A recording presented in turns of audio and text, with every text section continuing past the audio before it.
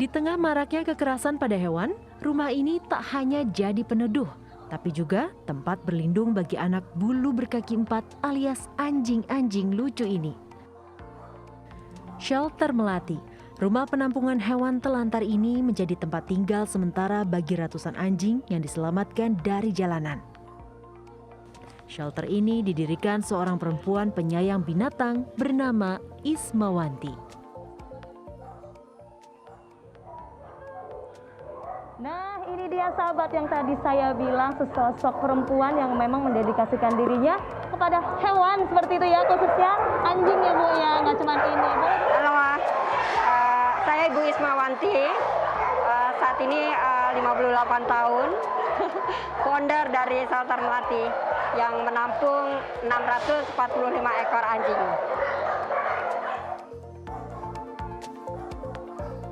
Berawal dari keprihatinannya pada hewan-hewan telantar yang sakit dan menderita, Ismawanti mendirikan shelter ini tahun 2012 lalu. Dulu sejak 9 tahun yang lalu, dulu bukan shelter. Dulu hanya karena panggilan hati aja, karena kita sering menemukan atau bertemu anjing di jalanan yang butuh bantuan. Entah dia habis tertabrak atau dia dalam kondisi terlantar, kondisinya buruk sekali gitu. Jadi kita tolong. Terus saya bawa ke rumah. Biasanya saya rawat dulu, saya bawa ke dokter, saya rawat. Dari situ, dari 1, 2, 3, dan seterusnya. Setiap ada laporan anjing telantar yang dikirimkan ke akun media sosialnya, Ismawanti pun menjemput dan menyelamatkan hewan malang tersebut. Dari puluhan ekor, jumlah anjing yang ditampung di shelter ini kini mencapai ratusan. Selama kita punya niat yang ikhlas untuk tolong anak-anak, Tuhan akan mengirimkan orang-orang baik untuk datang. Ada orang baik bilang, aku punya lahan di sana loh. Di sini? Oh, di tempat ini, di Shelter Melati ini. Dulu saya berkeinginan, cita-cita buka shelter. Tapi nggak kesampaian sama sekarang. Saya udah punya lahannya. Jadi ibu pakai aja. Ibu pakai aja buat anak-anak. Akhirnya tanah ini dihibahkan ke kita. Alhamdulillah. Sekarang sudah banyak sekali ya di sini ya Bu. Sekarang ya? jadi 600 lebih. Shelter yang didirikan Ismawanti tak pandang bulu. Berbagai jenis anjing, dari anjing kampung hingga anjing ras ditampung di sini. Ismawanti pun menganggap hewan-hewan malang yang ditolongnya seperti anaknya sendiri. Ini juga dari rescue juga ya Bu ya? Ya, kalau ini pemiliknya meninggal. Oh, pemiliknya meninggal. Dua-duanya? Iya, satu rumah ini. Oh, satu rumah, kakak adik berarti ya? Kakak adik.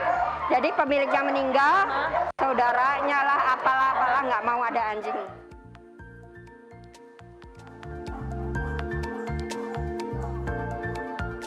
Nah, ini ras besar. Di sini area ras besar semua. Boleh Bu, jenis apa aja Bu yang paling ini nih Bu? Ini Bu, oh ini boleh. Ini apa nih? Kalau ini Rottweiler. Rottweiler. Ini Pitbull, ini. Ini yang paling ganteng nih. Ini Pitbull.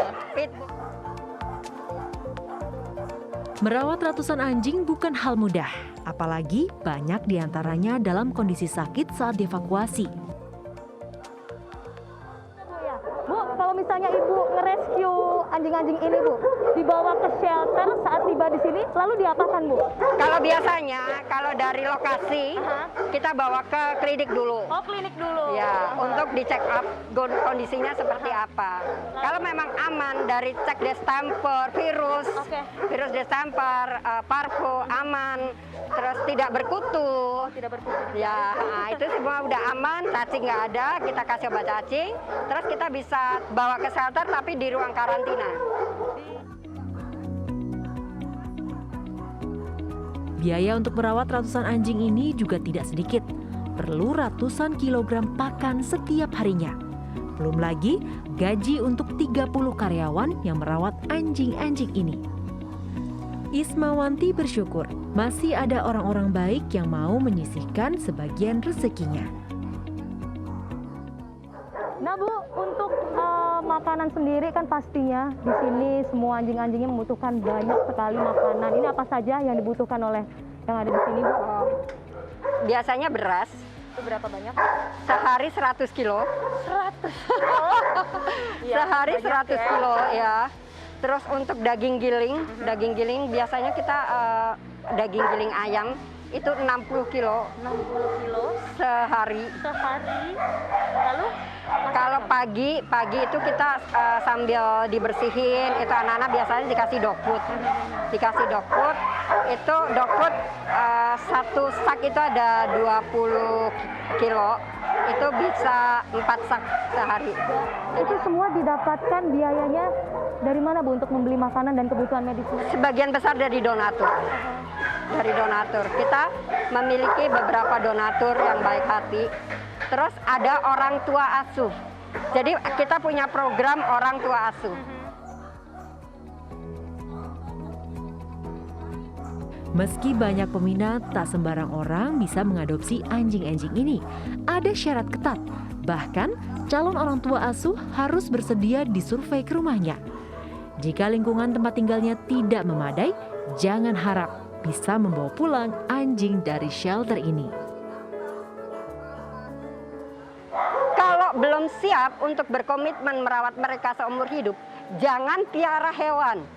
Jangan piara anjing. Mereka juga punya nyawa, punya perasaan, perlu disayang, perlu diayomi gitu. Jadi jangan dianggap mereka mainan. Suka kalau pas baru-baru aja suka dilelo-ledong ya kan. Nanti kalau sudah tua, sudah banyak sakitnya, dibuang.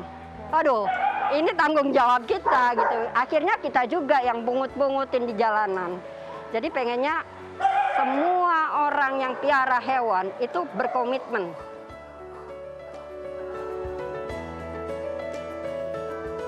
Dedikasi Ismawanti pada hewan-hewan tak berdaya ini menjadi inspirasi bagi kita semua, bahwa berbagi tidak ada batasnya.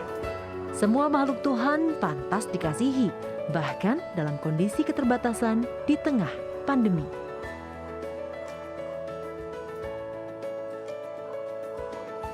Dari Bogor, Jawa Barat, Tim Liputan RTV.